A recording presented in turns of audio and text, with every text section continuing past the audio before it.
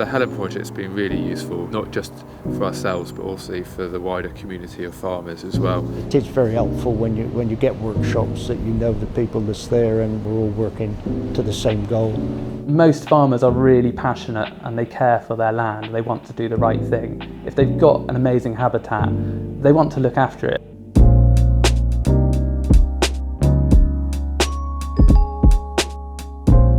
At Cornwall Wildlife Trust, we're working with Farm Carbon Toolkit on a project called Helen, trialling different establishment techniques for herbal leys. Our role in the project was supporting farmers to look at if a herbal ley is the best option into establishing their permanent pasture. Permanent pastures can be really fantastic reserves of biodiversity, plant species. They protect habitats, soil, watercourses and historic features. Farmers have a lot of social responsibility because we affect everyone's lives locally, whether that be flooding or biodiversity or access to land or producing, nutritionally dense food. Farmers can obviously look after existing biodiversity within their grasslands or introduce additional diversity such as in the form of a herbal ley or multi-species sward. When we're integrating productive farmland, supporting and maintaining biodiversity, reducing runoff, holding water, reducing flooding, within that there's soil and soil health at the centre of that. We've worked with a number of farmers in different areas of outstanding natural beauty across Cornwall. For each of those farms within a unique area, we have been holding events to showcase what the farms have done, the results that they've achieved and how relevant that is to the local farmers within that community. It's really important to talk with other farmers to help educate everyone with different establishment methods of herbal leys. It's just an example of farmers coming out to engage in other neighbour farmers about how they're getting on with their methods to see what's worked and what hasn't worked with establishing different crops. We had 4 fields in total and they all had the same treatment over each parcel of land. We had one area on each field that had a chemical treatment of glyphos, and then we used 2 cultivation and drill methods. We recently been put into the SSSI and we are concerned that in the future we'll not be allowed to plough land. So we're hoping to find a way to establish herbal leys with minimal cultivation. There is legislation in place to protect semi-natural and uncultivated land under the environmental impact assessment regulations.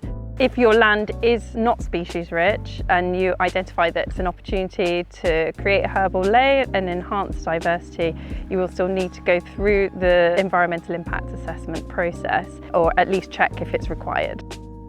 The challenges really are that the process can take quite a while. In our experience supporting the farmers in this project, it took 3 to 4 months, and there are various stages of that involves the collation of quite a lot of data and consultation with different local bodies to look at the potential impacts and mitigation for that. And there are costs associated as well. What we're looking for is soil that is a good porous structure, so it's sort of crumbly rather than tight. When livestock graze, the soil can be more vulnerable to compaction, so tightness. Oxygen's being squeezed out of them, and as a consequence, the potential of that soil to function as far as reducing runoff, holding water, supporting biodiversity, sequestering carbon, and allowing plants to root more deeply is all compromised if soils are tight.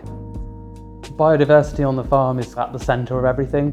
Because we are in this unique location on the lizard, we have that variety of habitats. We have so many different soil types. I could plant a herbal ley with 20 or 30 different species in it, and every field would look different when they come up because different species do well in different environments. Natural England are interested in farmers taking on herbal leys and maintaining existing permanent pastures because of their role in maintaining soil health, their requirements of less inputs into the system, whether that be fertilisers or nitrates or herbicides.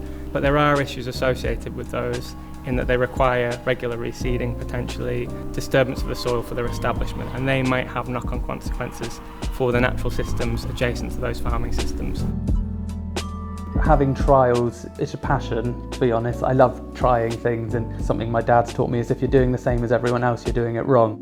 On that approach, it's also really valuable that working with other people in trials, working with scientists or different people that are going to use that data and then process it to help me on things that I don't know much about, but also to share it with other farmers, and then I can learn from other farmers as well.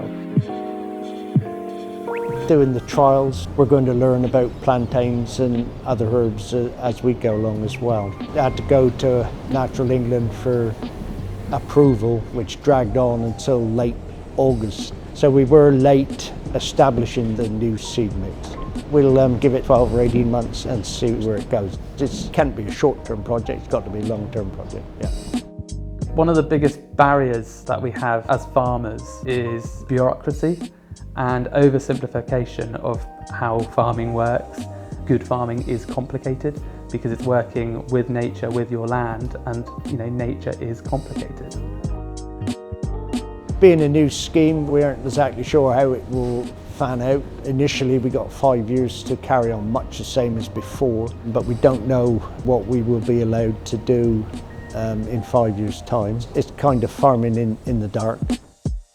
Cornwall Wildlife Trust have been really supportive. They've really shown us what needs to be done to be able to establish a herbal ley in permanent pastures. I think if the EIA process was simpler, more farmers could follow it. There's a lot of paperwork to be done, and then surveys, and then waiting, and it's definitely impacted negatively on our farm this year. Through the Helen project, we did multiple EIAs because we did lots of different fields on different sites away from each other. Cornwall Wildlife Trust did the paperwork, did the assessments for us, which was really good because very few farmers would bother doing that. The moors of West Cornwall is a beautiful place, and I can understand why they need it to be an SSSI. When you start getting restrictions on your clean grassland, it will have a devastating effect on a lot of farming families and the potential to farm your land. I feel privileged working with the farmers that I do. They don't have to work with us. They volunteer to put the extra effort in to do these trials. With Farm Carbon Toolkit and the Cornwall Wildlife Trust, farmers always have to juggle those sort of multiple demands on their time. To support the biodiversity, maintain the soil health, manage their livestock and make sure that their businesses remain viable. As an industry, I think most farmers are really passionate about their land and they don't want to cause any negative impact. Farming is endless, you will never finish, so everyone carries on more because they want to do their best. So if it's a simple process and doesn't cost too much money, then of course they're going to do it. There's nothing more enjoyable than spending your time with your animals. You don't want that to be compromised by having to do additional paperwork. All the results are going to be available on the Farm Carbon Toolkit website. I hope the advice and the data and the results that we can provide them will help them make decisions that will support biodiversity, improve soil health and improve their overall productivity and animal welfare. It's that collaboration coming from sort of both directions.